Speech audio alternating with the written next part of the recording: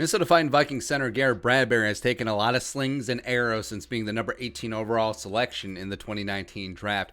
18 is too high for center. The Grim Reacher is a one-trick pony. Blah, blah, blah, blah, blah. The hate, once again, the latest from Pro Football Focus, our guy Mike Renner.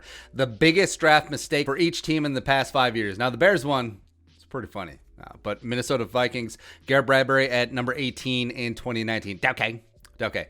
The Vikings selection of Bradbury has layers of mistakes packed into it. It torpedoed the career of Pat Elflein. So the premise is predicated upon the torpedoing of the career of Pat Elflein. Okay, sure.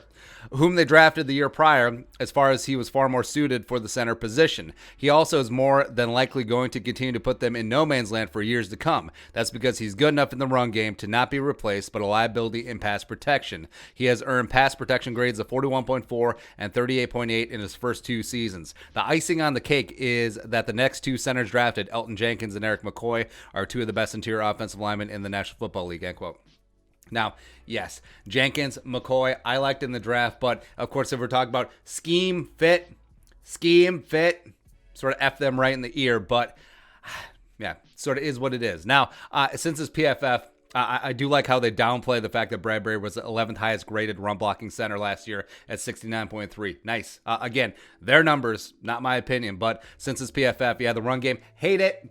They hate it. They hate on the run game. I understand. And yes, Garrett Bradbury does have to improve in year 3. It's a really big season for him because the Vikings will finally decide if they can S or get off the pot. And he has to get his pass protection fixed. And that means adding size, adding good mass, adding some anchor to that ass. Like, he has to hold up better in one-on-one spots against nose tackles. And now, if he can get more consistent guard play, especially on that left side, will certainly help.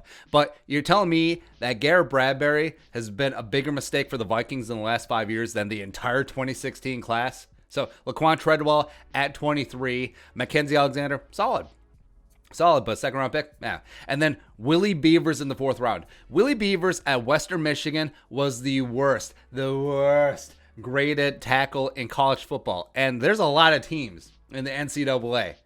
But still, got to get us some of that. He didn't even make the opening 53, which is just amazing for a 4th round pick, but I digress there. And then, Kentrell Brothers, a fine backup linebacker, but in the 5th round, okay. And then you burn a 6th round pick on Moritz Jerome Ezekiel Beringer, coming over from Germany, the Schwäbisch Unicorns, who you could have easily had him as a UDFA. He is a Vikings fan from back in the day. He would have signed here no matter what. He would have paid to sign with the Vikings, but then just a 6th round pick. And I know what you're saying. Well, it's just a 6th round pick. After that draft, you needed to hit on a couple of late guys, which they did when they got Weatherly and Jaron Kearse. But, but I digress there. And yes, Garrett Bradbury does need to step up, and hopefully all the hate, all the noise, both from the national media jabronis and a certain section of the fan base, will add fuel to the fire. And hopefully the pride of NC State is going to kick some ass in year 3, because season 3 is big for centers. And will Garrett Bradbury become that Jason Kelsey type center, or will he fade into the ether? I don't know. But either way, the Vikings will get some clarity on who is going to be at the pivot for many more years to come. Is it going to be Bradbury, or are they going to have to go fish?